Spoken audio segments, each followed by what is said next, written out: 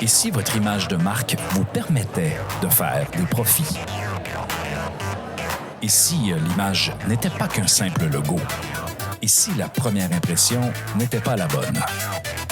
Si l'événement des entrepreneurs met à l'honneur cette fois-ci l'image de marque dans cette deuxième saison de Si le balado. Mon nom est Benoît Rochefort et j'aurai le plaisir d'animer cette deuxième saison. Maintenant, laissons toute la place à notre invité. Alors, pour cet épisode très spécial, pourquoi? Mais parce qu'on a invité un des participants à l'événement à venir nous adresser quelques mots. Il s'appelle Maximilien Bouchard de la librairie Marie-Laura située à Jonquière. Alors, Maximilien, bienvenue. Merci, bienvenue. Écoute, je vais commencer en disant, c'est quoi un peu l'histoire de ton entreprise? Qu'est-ce que vous faites? Là, j'ai mentionné que vous étiez situé à Jonquière et ainsi de suite. Donc, j'aimerais ça que tu nous la présentes. Bon, bien, ça fait 30 ans qu'on existe. Ça a été fondé par mon père, Daniel Bouchard. Moi, j'ai travaillé là toute ma vie. J'ai commencé, j'étais en 6e année à une entreprise familiale. C'est un peu comme ça.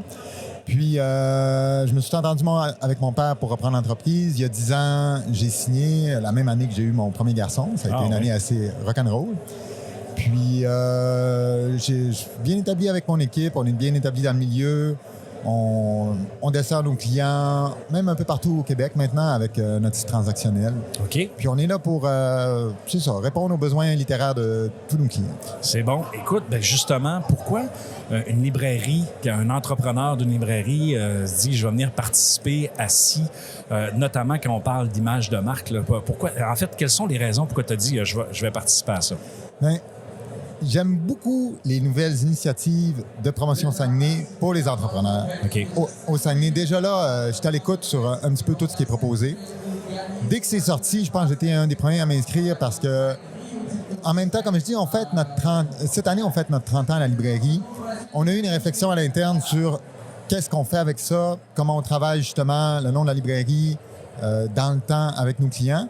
Puis, ça venait alimenter un peu, continuer avec cette réflexion-là. Là, présentement, à la fin de l'année, avec un regard sur qu'est-ce qu'on a fait cette année, on est en train de se projeter sur ça va être quoi notre plan marketing pour 2026. Puis, ça tombait vraiment à point. Et justement, dans cette activité-là, qu'est-ce que tu as retiré jusqu'à maintenant? Parce que quand on est à la dernière journée, on est dans les derniers retranchements de masterclass, et ainsi de suite. Qu'est-ce que tu en retires? Moi, là, ce qui est venu me chercher, puis ce qui a vraiment allumé ma réflexion, c'est quand on a parlé de comment utiliser puis faire vivre l'image de marque, mais à l'interne. Je le pensais beaucoup par rapport aux clients, par rapport à l'extérieur, même par rapport avec mes partenaires, mes fournisseurs. Mais l'importance que ça peut avoir de le faire vivre à l'interne, avec son équipe. Puis ça, c'est sûr que je vais me mettre... j'ai eu un changement de mindset, si on veut, puis je vais me mettre à travailler là-dessus. Ouais, c'est ça. Tu as eu vraiment cet impact-là de dire, en entendant les gens parler avec leur expertise, il faut qu'on change certaines choses. Oui, je changeais ça. Puis, il y a aussi le partage qu'on a. On a beaucoup de moments, si on veut, de réseautage, là, de parler avec les autres participants. Puis, j'ai partagé cette idée-là avec plein de gens. Puis oui, ça... C'est ressorti comme un truc important. Puis, ouais, ça me motive. On parle de... écoute, je vais te poser quelques questions complémentaires parce qu'on parle beaucoup d'image de marque. Tu disais que c'est l'entreprise que tu as rachetée de ton père, donc tu es un releveur. D'où vient le nom de l'entreprise Marie-Laura? Marie-Laura, c'est quand quand mon père, il avait son projet de librairie, il avait son plan d'affaires, puis il n'arrivait pas à trouver un nom. Puis c'est le nom de la mère d'une de ses amies qui est décédée. OK. Puis il a été appelé pour porter son corps. Ça l'a vraiment marqué, ce moment-là. Puis c'est resté... il a écrit Marie-Laura sur son plan d'affaires quand il a déposé ses documents. Puis finalement, c'est resté là. Mais c'est pas quelqu'un de ma famille. C'est pas quelqu'un que j'ai connu non plus. OK. Mais on l'a adopté. Et au fil des années comme ça, parce que j'aimerais que tu nous racontes un peu, tu disais que toi, très jeune, tu étais dans l'entreprise. C'est quoi ton parcours dans l'entreprise? Premièrement, tu dois être un passionné de lecture. Oui, c'est sûr qu'à la maison, les livres il y en a tout le temps eu, puis ça a tout le temps été valorisé, puis très important. Moi, je suis l'aîné de 5 enfants. Puis dans la famille, j'étais le seul qui a vraiment travaillé à la librairie. Ça n'a pas intéressé mes frères et sœurs. Puis, tu sais, comme tu dis, j'ai toujours été aux opérations, toujours été bon aux opérations. Puis le moment clé, si on veut, parce que j'étudie en sciences politiques ici à l'UQAC, là, j'avais pas nécessairement tout de suite le plan de reprendre la librairie. D'accord. Mais à un moment donné, il y a eu de l'argent qui a été donné, des subventions qui ont été offertes pour informatiser les librairies au Québec. Oui. Puis, j'avais une facilité naturelle avec l'informatique. Pour mes parents, c'était un petit peu plus difficile. Ça fait que j'ai pris une pause de mes études, puis j'ai dit, je vais venir vous gérer le projet de l'informatisation. Puis après ça, ben, tu sais, vous allez être bon pour poursuivre. pour faire la suite.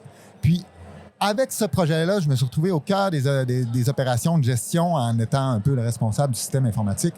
Puis là, c'est le moment un peu déterminant où je me suis entendu avec mon père pour dire, bon, dans les prochaines années, je vais reprendre la business. Puis je me suis beaucoup investi. Ça devient mon bébé un peu aussi. Tout à fait. Ça fait que ça a été le moment charnière. Mais sinon, tu sais, mon parcours dans l'entreprise, c'est ça. Principalement aux opérations, après ça, la gestion. Puis là, finalement... Propriétaire. Oui, propriétaire. Et dans cette évolution-là, puis tu vas voir, c'est que je veux t'amener, Ouais. dans cette évolution-là, dans le fond, il est arrivé aussi le commerce électronique, la vente en ligne, et ainsi de suite. Avec ton expertise en informatisant toute l'organisation en soi, puis tu sais, t'assurer que les processus se parlent en quelque sorte. Ça a été quoi le défi quand tu dis, maintenant j'ai des clients partout, puis je décide de vendre en ligne. Ça a été quoi ton défi à toi? Moi, je vais plus parler de la chance que j'ai eue. OK. Parce qu'au Québec, les librairies indépendantes, on est comme 110, OK. on s'est mis ensemble pour créer une coopérative de services qui nous a... puis cette coop-là nous offre un site Internet, une plateforme un peu qu'on personnalise, mais une plateforme de base. OK. Parce que le nerf de la guerre, c'est la base de données. Des livres, il y en a des centaines de milliers. Les métadonnées, c'est vraiment l'enjeu difficile, mais en se mettant tous ensemble pour avoir cette plateforme-là, j'ai mon site personnalisé, mais je partage la base de données de livres. Fait que, à ce niveau-là, j'ai embarqué dans le bateau, si on veut. Puis, ce qui fait que, on le sait, là, un gros moment clé, là, ça a été la pandémie. On était prêts. J'avais déjà mon site transactionnel. J'avais déjà les processus, si on veut, là, pour vendre un peu partout. Ça fait que j'ai embarqué dans le bateau, mais j'ai eu cette opportunité-là que tous les commerces n'ont pas nécessairement. Là, surtout les petites entreprises. Là. Ça fait que... ouais. Et là, 30 ans pour l'entreprise, vente en ligne possible. Ouais.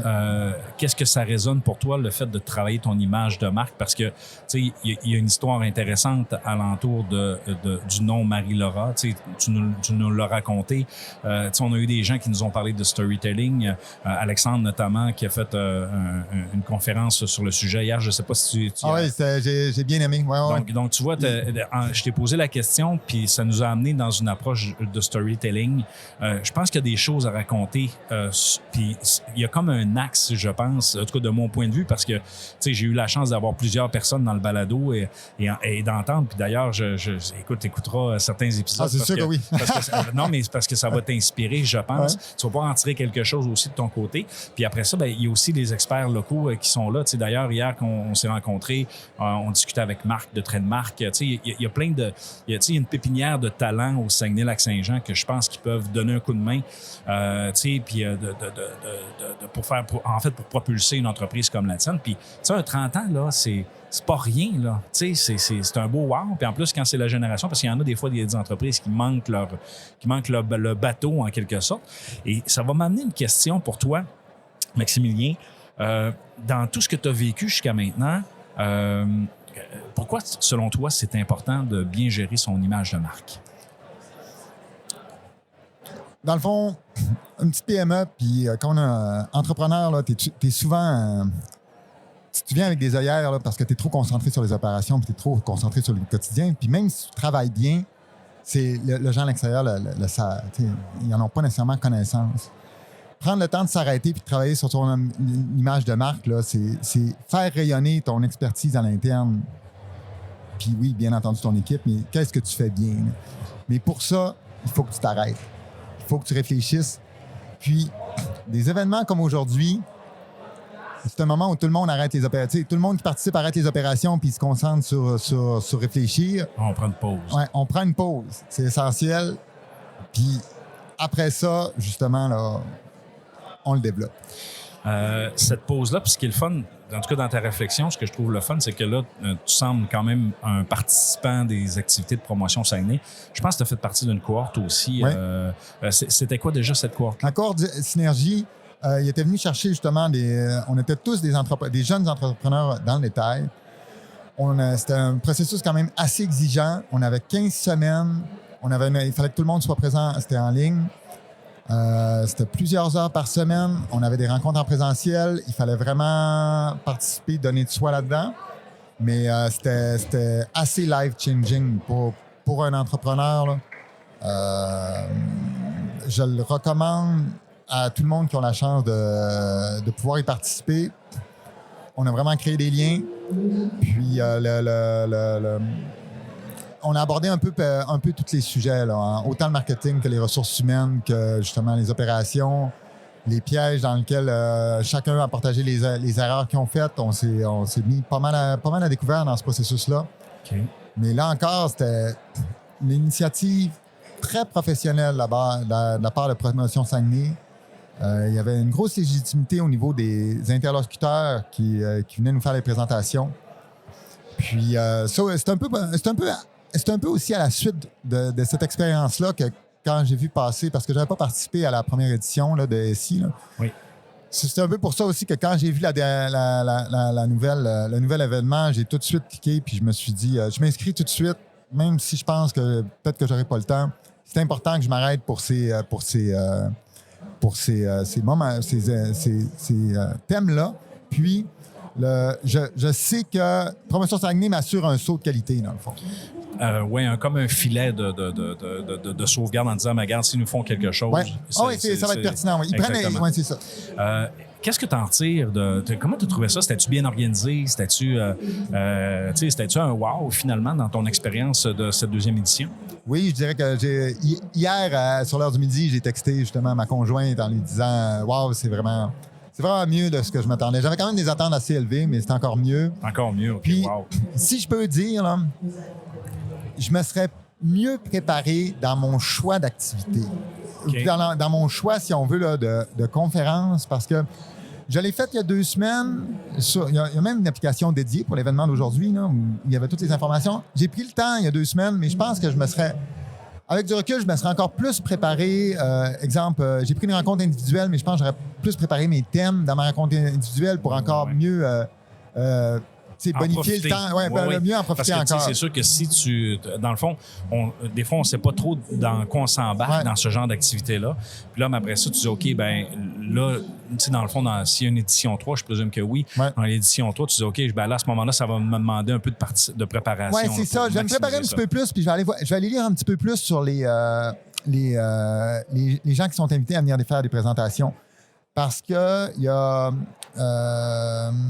c'est ça. Tout le monde est intéressant, mais des fois, il y a des trucs qui nous touchent plus par rapport à c'est quoi notre business que d'autres. Oui, c'est ça. Puis selon nos intérêts. Donc, écoute, Maximilien, avant de terminer notre entretien, est-ce que je peux te faire participer à un jeu sonore? Yeah. Je sais que tu es un gars de lecture, mais tu es quand même un gars d'opération, donc tu es un gars d'informatique. Alors, je t'invite à mon petit jeu.